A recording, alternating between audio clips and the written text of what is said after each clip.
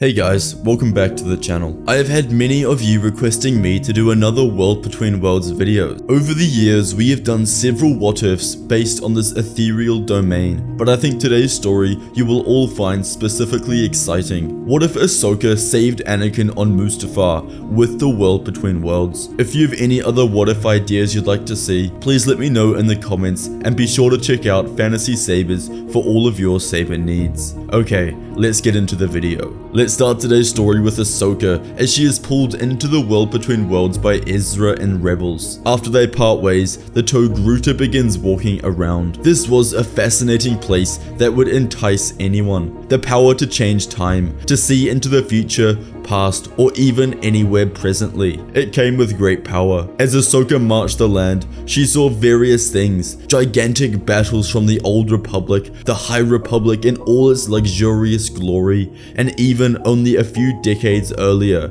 young Anakin Skywalker speaking with Chancellor Palpatine. But one portal that captured her attention was on the lava planet of Mustafar, as she saw her old master dueling Obi-Wan Kenobi. She had heard about this fight only in legend and from Kenobi himself, but it was like nothing she'd imagined in her mind. It was fast, chaotic, masters of the Force. As Anakin gets sliced to the floor, Ahsoka watches intensely. Kenobi cries and leaves Anakin all alone. As the fire caught the stones on the bank, they began to race for Anakin. In a few moments, the Chosen One would be engulfed in flames and sentenced to a life of misery inside a metal suit, just as she'd seen moments ago on Malachor. She had no choice. Ahsoka jolts her hand through the portal, pulling Anakin by one robotic hand as they both come crashing to the floor inside the World Between Worlds. Skywalker leaps at the sight of her. That's Ahsoka,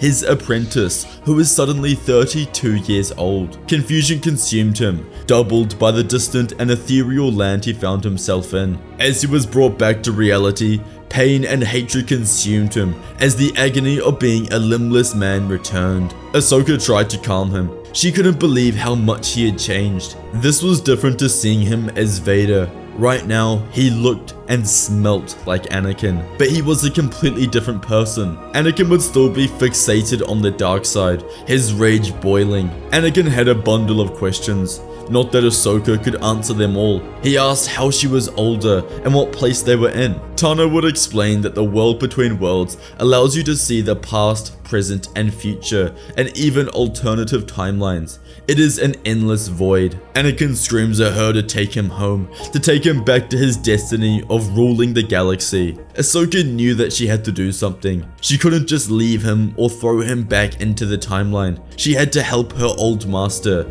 as she knew he would have helped her. From here, she begins taking him throughout the World Between Worlds, showing him the different portals. Ahsoka has to carry Anakin, as he still only has one robotic limb remaining, but what's crucial to remember is that he hasn't been burned in this timeline. As they walk through the World Between Worlds, they see the future of Skywalker. They watch him become Darth Vader, the metallic suit being placed above his head and his cold, terrifying breathing. The scene cuts to him in battle, invading civilian settlements who didn't want to join the tyrannic Imperial ways and slaughtering them to the ground. At each portal, Ahsoka instills her thoughts in Anakin, asking him if this is the man he wants to become, alone, depressed, and void of attachments. Continuing on, they watch Padme meet her fate. Anakin begins shaking as Padme starts hyperventilating and clearly dying. Tears flood the Chosen One's cheeks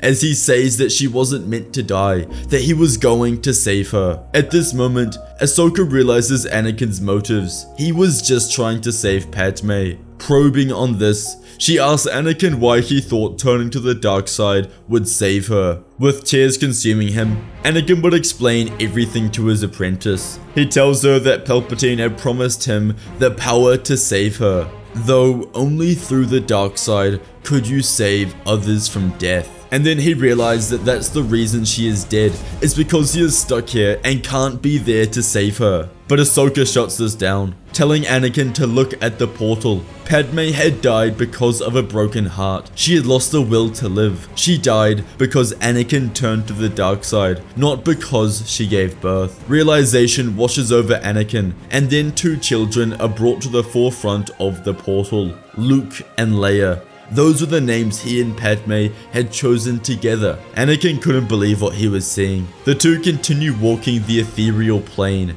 and they see the children grow up, separated because of Anakin, but both amazing people, dedicated to protecting others. Leia grew into a powerful person, standing up for justice and what's right, and Luke, because of her father, became a Jedi Master and saved the galaxy and redeemed Anakin 20 years in the future. Skywalker realizes that he is messed up and that he has been following a lie. If he doesn't right his wrongs, he will lose everyone and everything he loves. At this moment, Anakin Skywalker turns back to the light. He apologizes to Ahsoka and says that they need to defeat Palpatine and save Padme before it's too late. Ahsoka accompanies Anakin home. In her mind, this was the reason she was brought to the world between worlds in the first place. The Force sent her here to save Anakin. Together, they go back to the original timeline, where they find themselves at a medical bay in space. First, they get Anakin's limbs replaced so he can operate and fight again. In this timeline, Anakin wasn't burned by the lava, so he didn't need to be placed in the suit. He just needed new legs and a new arm. Therefore, his innate power is significantly greater than it was after he was placed in the suit. They didn't have much time. Padme would soon die from a broken heart, just as she did in the World Between Worlds portal. They go to Polis Massa, where Padme was on the verge of death. As she was giving birth, with Obi-Wan, Yoda, and Bail Organa waiting outside, Anakin storms in, confusion striking them all. But the Chosen One rushes past them and into the room. Shock engulfs Padme as she sees Anakin. He apologizes for everything, saying he was wrong and she was right. All he wants is her love and the safety of their family. Padme begins to smile and tears fall down her cheeks. Her heart remains pure, and with Anakin by her side, she focuses on the pregnancy. Outside, Ahsoka tells the others not to worry, that it was safe. When they asked how she was here and how she was 2 decades older, she said they wouldn't believe her even if she told them. Anakin and Padme cradle their children in their arms, realizing that their happy ever after was upon them, that they would raise their family together and live a peaceful life. As they all celebrate, they hear sirens and alarms sound throughout the medical station. From the windows of the space station, they see a Star Destroyer heading directly towards them. It was Emperor Palpatine. Sounds of turrets and explosions sound around them as the Jedi scramble into a defensive position. Any available Republic ships are launched into the air and fly towards the Star Destroyer, but their numbers were far less than the Empire. Palpatine orders the bombers to take formation as they drop objects of death upon the medical station. Bail calls for reinforcements, saying they are under attack. But the issue is, they are fighting the Empire, who are now considered the good guys in the galaxy. Bail calling for reinforcements is like the Separatists asking for help when the Republic attacks them. It just doesn't work that way. Palpatine and a large squadron of stormtroopers are deployed to the ground as they work together to invade the station. Kenobi and Yoda go to meet Palpatine. Sidious laughs as they approach. The Dark Lord was arrogant and flanked by hundreds of stormtroopers who in his mind made this fight completely lopsided. Yoda asks Palpatine how they found him, to which the Sith explains that his trackers found Senator Amidala being delivered here, and the Emperor knows that she is giving birth to Skywalker twins. They will become powerful Sith Lords. The lightsaber duel begins, with Kenobi and Yoda igniting their sabers and Palpatine, his crimson sword. They leap and swing for each other, rage and hate consuming the Dark Lord, and he swings with all of his might. Kenobi immediately assumes the defensive, understanding that he is the weakest among them, and he is also the master of Form 3, which is the defensive form, and he will wait patiently for an opening. But Palpatine presses his attacks, and he fights with great speed and hatred. Focusing on Kenobi, Sidious is able to knock him back and use the Force to send him into the station wall. As Kenobi gets back to his feet,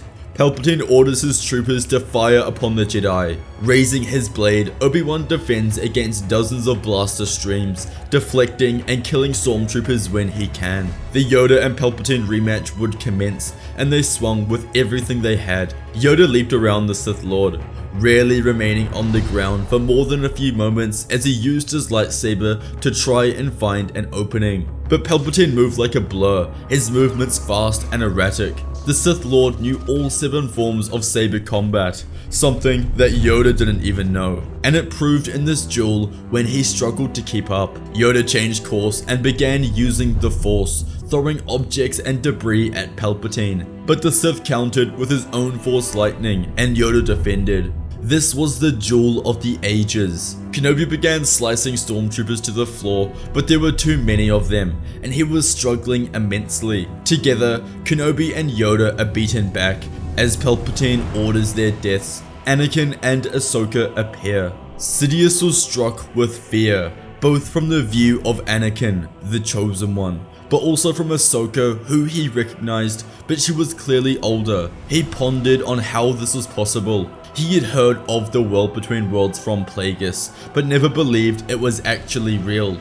But maybe he was wrong. Anakin and Ahsoka joined the fray. Tano helped her old friend Kenobi get back to his feet and fight the clones. There were too many of them, and although a single trooper isn't powerful, the combined strength of 100 was arguably stronger than the pair of them. Anakin joined the Grand Master, who still didn't trust Anakin, but at this moment, he didn't really have a choice. Palpatine asked why he turned back to the light, to which Anakin responds that he realized he was being weak, that he allowed himself to get manipulated. But now, he chose the more powerful aspect of the Force, the light. Palpatine scolded as Anakin pressed his attacks further. Together, Anakin and Yoda were a deadly combination, calculating their attacks, and Palpatine was placed on the defensive. Yoda kept his acrobatics up, while Anakin fought with pure aggression and strength. Sidious had no opportunities for counter-striking, he was simply defending himself. As he tried one offensive move, he left himself open and Anakin sliced through his heart, killing him. Kenobi and Ahsoka watched this and smiled. Skywalker and Yoda joined them in their fight against the troopers, who had no other choice but to fight. But the Jedi could all sense they knew the outcome.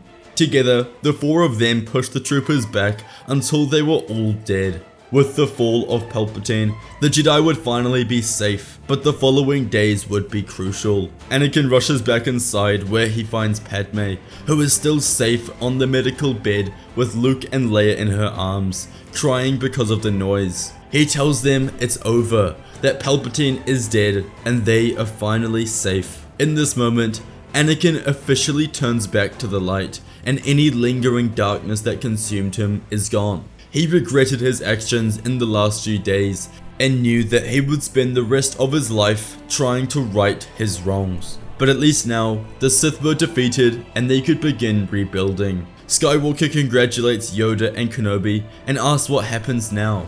Yoda wouldn't be able to forgive Anakin, and that Skywalker wouldn't rejoin the Jedi Order. But Anakin didn't want to anyway. He wanted to be with his family. Kenobi explains that it's time to take Coruscant back from the Empire and reinstate the Republic Senate and elect a new Chancellor. Once that's done, they will begin rebuilding at the Jedi Temple. As Ahsoka walks back in, Skywalker asks if they could speak privately. Going into the nearby room, Anakin thanks his apprentice. He explained that he didn't know what he would have done if she hadn't saved him, that it was because of her that Padme is safe, that his children are safe, and even the entire galaxy. Ahsoka brushed it off and said she was just helping an old friend. Anakin asked if she ever met him in her original timeline as Vader. She nodded, explaining that they fought and she was terrified at the man he had become. There were no redeeming qualities. He was a tyrant, and when she saw him in the portal and at the precipice, she knew she could save him. They hugged, and Ahsoka says it's time to go back to her timeline. Being here isn't where she is needed. To be honest, she didn't know what would happen when she returns home. Maybe the future is different, or her timeline will have remained entirely intact. a portal appears in front of Ahsoka and she steps into it, re-entering the world between worlds. As the portal disappears, Padme joins Anakin and hugs him. They were finally free to live however they wanted. Padme asks where they will go, and Anakin knew it had to be Naboo, perhaps the lake house where they got married and shared their first kiss.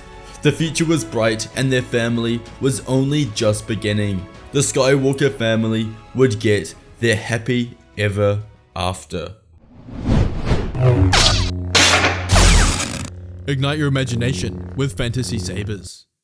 If you enjoyed today's video, you must watch What If Plo Koon Found Anakin on Tatooine, or What If Anakin Went to Utapau instead of Obi-Wan. Please check out our saber shop, Fantasy Sabers, for the largest collection of replicas, Padawan sabers, and more. The link is first in the description. Thank you all for watching, and may the Force be with you.